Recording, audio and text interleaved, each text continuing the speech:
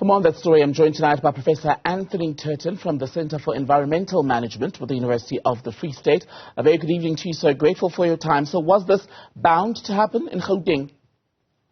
Good evening to you and the listeners. Well, yes, look, I do have a lot of sympathy for the spokesperson of Rand Water. It's a difficult job.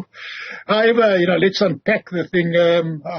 No mention there is made to the whole issue of unaccounted water, which can be as high as 50%, depending on which municipality you're talking to.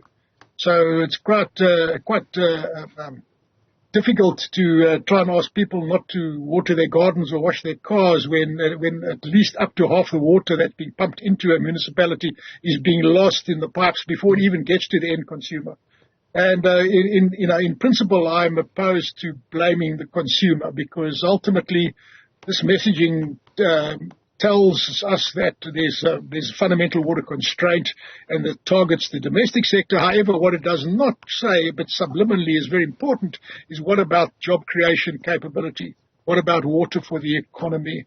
What about water for the ability for people to actually earn an honourable living? So these are all embedded in that message there, and I think it's unacceptable that we cannot overcome our fundamental water problems, which is really about unaccounted for water and institutional failures. How reliable, I wonder, is the data that is available to institutions or organizations such as Rand Water, the bulk providers, and indeed the various municipalities, as to how much water is actually lost through leaks and the rest of it? Because whichever city you drive in this country, people will tell you often that even when you do report a leak, regardless of how small or how big it is, it can take quite a long time for that to be fixed. Well, we're living in a digital world where everything is potentially connected to everything else. So once again, I find it almost unacceptable that we don't have an integrated digital platform where your various meters across the system are all capable of cross-referencing one another. So, for example, all bulk water is sold by Rand Water to a specific municipality, and there's 1 meter at that point. So that's what that municipality gets billed for. Whether they pay for it or not, that's another matter. But we can accept that is probably an accurate number. But then from there, that municipality has to distribute it to millions of end users. And the sum total of all of their end meter readings ought to equal the volume of water that they're paying for from Rand Water on the other side. So it's not a very complicated thing to arithmetically balance out. And of course, in the wonderful world of digital connection that we now have, this can be done in real time, instantaneously. But, we're just not investing in that kind of infrastructure, which is really not even cutting edge technology anymore, the water sector. It's being rolled out in various parts of the world to great levels of sophistication. However, there seems to be some bizarre pushback from certain elements of society who believe that this is an attempt by government to control their movements and to limit their freedoms, etc. But it's not. It's simply a question of how do we ensure that the water that's supplied is paid for? How do we ultimately ensure that water can be there to create jobs from now and into the future? And how can we take South Africa to a future prosperous state where everyone can reach their full potential as human beings, tying into the previous report from the Human Rights Commission talking about KZN. But when you have an entity such as Rand Water speaking, for example, about how a failure to curb water usage could result in a system collapse or failure of the system, how seriously should we take that, and how quickly could we reach that point?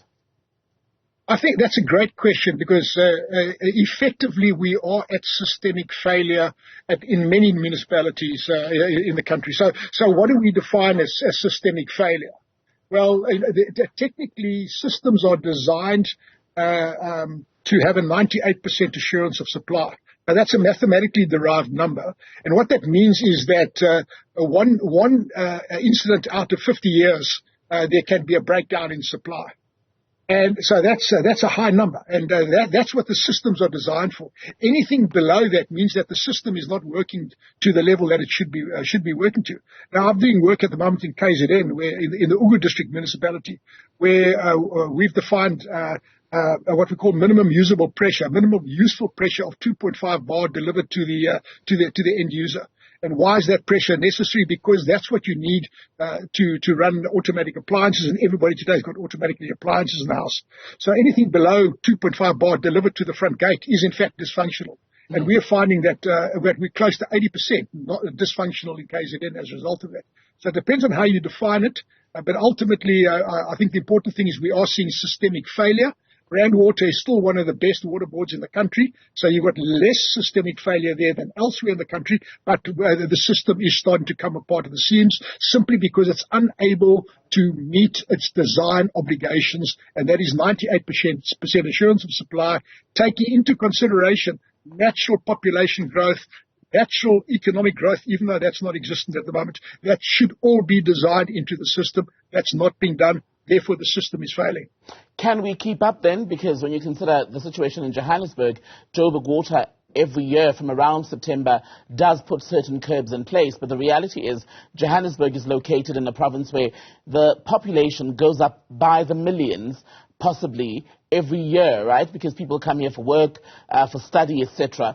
But if there isn't enough infrastructure in place, if we started now to do more, how long would it take the city and the province to be ready, fully prepared for rising population numbers? Well, okay, let's unpack that question. To meet rising population numbers, that should be done proactively. So if you make a decision today to catch up to the backlog, that's going to take a decade to roll that out. So there'll at least be a decade of water constraints. But the second unanswered question that we should be asking is, has Johannesburg actually reached the maximum limit of its size? Can Johannesburg actually continue to grow within the water and energy constraints and the sewage constraints that it currently has? Now, I don't know the answer to that question, but this is an important question because the people that are going to answer that question are your investors. Are investors going to be putting money into a city to create jobs, to create sustainable incomes for people in the future when they do not have confidence that their water needs would be met in the future? And why would any logical, rational investor say, I'm going to invest $1 billion into this particular economy, but I can't guarantee there's going to be water in the future? So we've got to think of this as an investment constraint as well. This is a fundamental constraint on our economic growth. And the other point, Prof, am I right to say that we can never have this conversation without stressing the fact that we actually don't have that much of an abundance of drinking water? I mean, for example, we're still waiting on a lot of water to come online from the Lesotho Highlands project, and that in itself, we know, has been delayed multiple times already. Well, the fact of the matter is that the integrated valve system is 80% plus. I don't know what the exact number is today, but it's certainly up in that order. So the integrated valve system is functioning very well with or without the phase 2 of the Lesotho Highlands water project. A short while ago, the Vaal River system was over 100% full.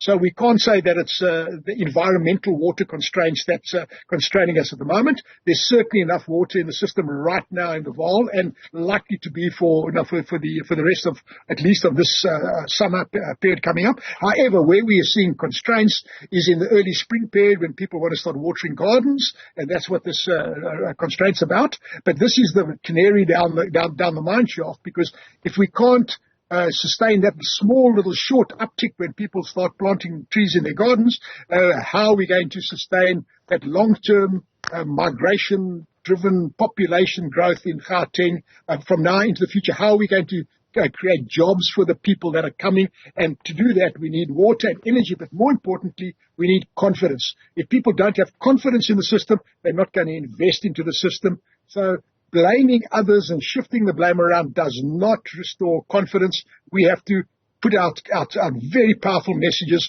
that government's on top of this, and they are serious about investment. They're serious about job creation, and part of it is water. Professor Anthony Turton from the Centre for Environmental Management at the University of the Free State. Good to talk to you. Thank you for your time tonight.